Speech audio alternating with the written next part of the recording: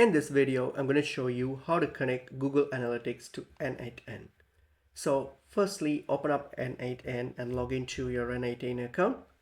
Once you've logged into your account here, so what you need to do, click on your workspace, and then on your workspace here, just open up a new workspace here and then hit on add first step.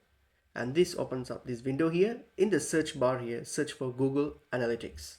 Okay, and then select Google Analytics from the search results.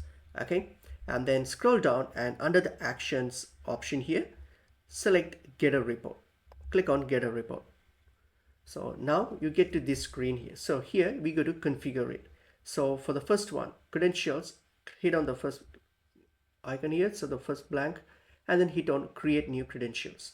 And then all you have to do now here is link your Google Analytics account. Make sure you are logged into your Google account and then link your Google Analytics account here. So once you're done with that, hit on save.